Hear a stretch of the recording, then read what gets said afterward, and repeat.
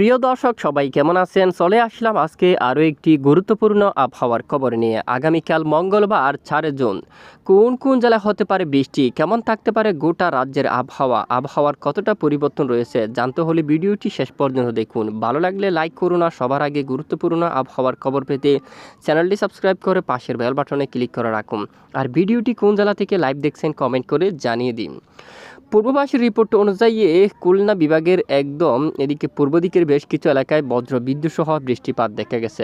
এদিকে মাদারীপুর এবং এদিকে বরিশাল বিভাগের অনেক এলাকায় হালকা মাঝারি বৃষ্টিপাত দেখা গেছে। বরিশাল, বাকেরগঞ্জ, পটুয়াখালী, এদিকে রামগতি, তজুমুদ্দিন, সন্দ্বীপ, হাতিয়া এই অঞ্চলীয় এবং চট্টগ্রাম বিভাগের উপকূলীয় কিছু কিছু এলাকায় বৃষ্টিপাত দেখা গেছে। কক্সবাজার এদিকেও কিন্তু হালকা মাঝারি বৃষ্টিপাত দেখা গেছে।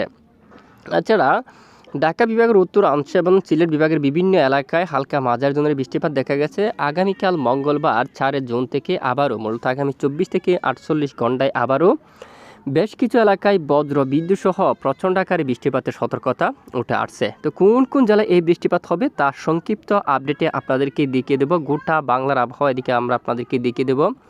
মূলত প্রত্যেক অঞ্চলের নাম ধরে ধরে, তো ভিডিওটি সম্পূর্ণ দেখুন, আরও বেশি একটি লাইক করুন।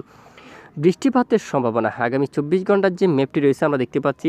আগামী 4 তারিখ থেকে লালমনিরহাট, কোচবিহার, দাদিংগিরি, তুরা এই এলাকায়, বাগমারার দিকে নেত্রকোনা, ময়মনসিংহ, জামালপুর এখানে বৃষ্টিপাতের সম্ভাবনা রয়েছে। মেঘলা আকাশ তৈরি হতে পারে উত্তরের বেশ কিছু এলাকা জুড়ে, সাথে কালবৈশাখী বজ্রবিদ্যুৎ সহ বৃষ্টিপাত থাকার সম্ভাবনা। এদিকে পেঞ্চুগঞ্জ এদিকে বা হবিগঞ্জ, বানিয়াচং, শালা এই অঞ্চলে বৃষ্টিপাত দেখা গেছে। এখানে মেঘলা আকাশ হবে, সাথে কিছু এলাকায় বৃষ্টিপাত থাকতে পারে। হাইলাকান্দি এবং শিলচর এই এলাকায় বৃষ্টিপাত থাকার সম্ভাবনা। জৈন্তাপুরের দিকে এখানে দেখুন আপনারা বজ্রবিদ্যুৎ সহ বৃষ্টিপাত থাকার সম্ভাবনা। ত্রিপুরার অঞ্চলের দিকে বৃষ্টিপাত থাকার সম্ভাবনা কিন্তু উঠে আসছে।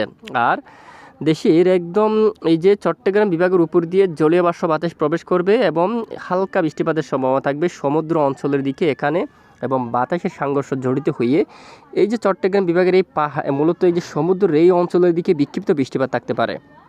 সেখানে বিক্ষিপ্ত বৃষ্টিপাত এবং সেখান থেকে উপকূলীয় অঞ্চলে কিছুটা প্রবেশ করার সম্ভাবনা রয়েছে। দেখুন চট্টগ্রাম বিভাগের উপর দিয়ে জলীয় বাষ্প বাতাস এই যে প্রতিদিনই কিন্তু দেখা যাচ্ছে মূলত মৌসুমি বায়ু ঠিক চট্টগ্রাম বিভাগ দিয়ে এই স্থানে প্রবেশ করছে, যার কারণে যে মেঘ যে সবসময় মেঘ তৈরি হওয়ার সম্ভাবনা চট্টগ্রাম, কক্সবাজার এদিকে ফেনী, মিরসরাই এবং সরাসরি সিলেট বিভাগের উপর দিয়ে। এখানে বেশিরভাগ সময় মেঘলা আকাশ, মেঘের আনাগোনা থাকবে, সাথে বিক্ষিপ্ত বৃষ্টিপাত থাকার সম্ভাবনা কিন্তু উঠে আসছে। এবং আগামীকাল মঙ্গলবার 4 জুন থেকে উত্তরের বিভিন্ন এলাকায় এবং দেশের এখানে দেখুন খুলনা বিভাগের কিছু কিছু অংশে বজ্রবিদ্যুৎ সহ বৃষ্টিপাত থাকার সম্ভাবনা রয়েছে। এদিকে যদি আমরা ম্যাপটা বড় করে দেখাই, দেখুন মেঘ তৈরি হওয়ার একটি সতর্কতা এখানে দেখা যাচ্ছে যশোরের দিকে।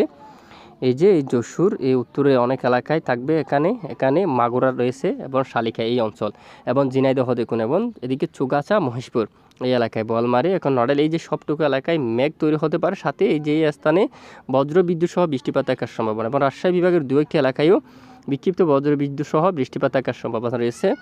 এবার আমরা সরাসরি প্রবেশ করব 5 তারিখের আপডেটে। 5 তারিখের আপডেটে দেখুন উত্তরে কুড়িগ্রামের দিকে, শিলিগুড়ি, সিলেট বিভাগের উত্তরের বিভিন্ন এলাকা জুড়ে বজ্রবিদ্যুৎ সহ বৃষ্টিপাত থাকার সম্ভাবনা কিন্তু উঠে আসছে।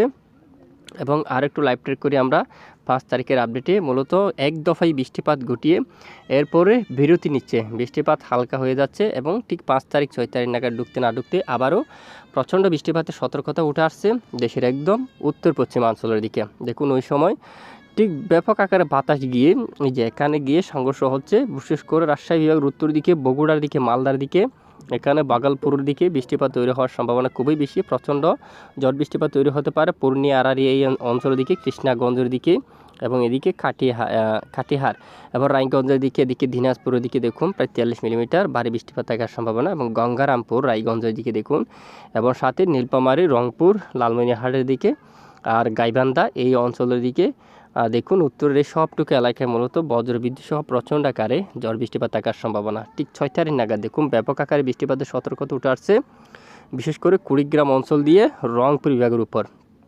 এখানে গাইবান্ধা, বালুরঘাট এবং তুরা, রংপুর, লালমনিরহাট, এখানে দেখুন নীলফামারী, দিনাজপুর সবটুকু এলাকায় ব্যাপক আকারে বজ্রবিদ্যুৎ সহ প্রচণ্ড আকারে ঝড় বৃষ্টিপাতের সম্ভাবনা কিন্তু দেখা যাচ্ছে।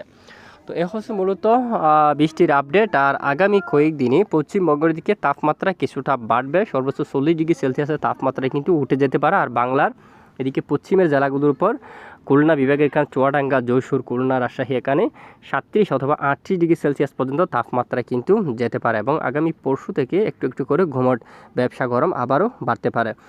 তো এ হচ্ছে মূলত আজকের আবহাওয়ার গুরুত্বপূর্ণ রিপোর্ট। এতক্ষণ সঙ্গে থাকার জন্য ধন্যবাদ।